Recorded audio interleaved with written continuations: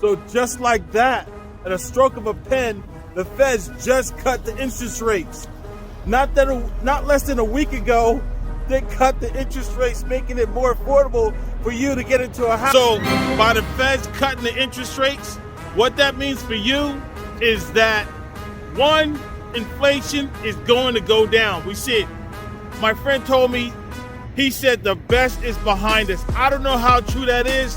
We're going to find out here coming in the next year or so how true that is. I don't know. But what I can tell you is that it only could go up from here. It's only been less than a year, okay? We were down at the 3.5% of the interest rates. And now, over the course of 12 months, it's jumped to 8%. 8% now is going back down. So I definitely believe that the worst is behind us. We were seeing the Feds are trying to stimulate the economy coming into November, December, the last quarter, to make up for all the nonsense that they've created over the past year or so by increasing those interest rates, trying to compensate for the high inflation. But here it is. Who creates inflation? Does the average homeowner, the average citizen create inflation? No. Inflation is created by the government. It's trying to off different things by cutting and hiking up different things like gas, natural gas, all these other things that cause a commotion in people's lives. So, do you cause inflation? I didn't cause inflation. Did you cause inflation? No. It's the government. The government causes inflation and also trying to balance out all the nonsense that's going on in productivity for the non-GDP, not creating any jobs, any producing anything that's going outside of America. So all this stuff that creates all this nonsense, that affects the housing market. So what that means for you and me as the average homeowner, the average citizen that's trying to take care of what you need to take care of today, well, the thing is, we need to take advantage of what they have us.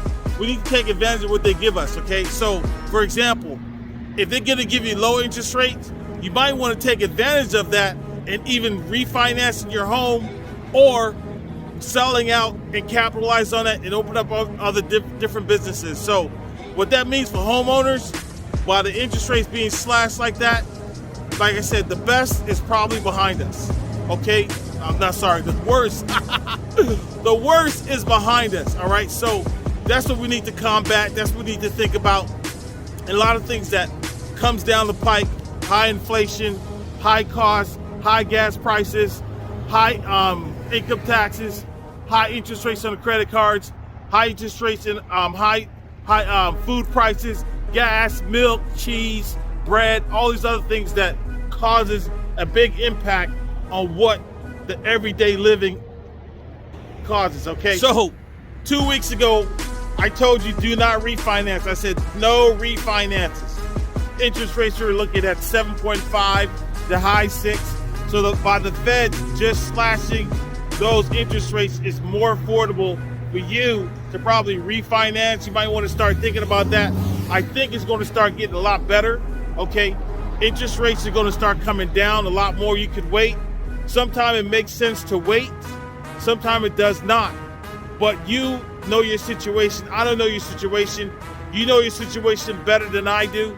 But what I can tell you is that we need to start thinking about that if you're in that situation, okay? On the average, people still need to move. On the average, we're seeing people moving out still, a little less because people are staying put, because you're figuring if you sell your house, where you're going to go, right? Okay, so if you refinance is to staying in the house. But if you're going to sell your house, you need to be thinking about where you're going to go, where I'm going to live. Am I moving out of state? Am I staying in the state? Am I leaving the country? So that's what you need to think about. That's what we're seeing. People are really contemplating what they're going to be doing. So what we're seeing is people still moving back east. Georgia, Florida, Texas, Tennessee, Idaho, Mississippi. All these places are low income tax. Some places don't have no tax at all. So that's what we're seeing. People are still migrating back east for the most part. And also, that's refinancing or that's actually selling your home. Where you're going to go. So if you're going to sell, think about where you're going to go. Maybe a different job in the new year, maybe a different career.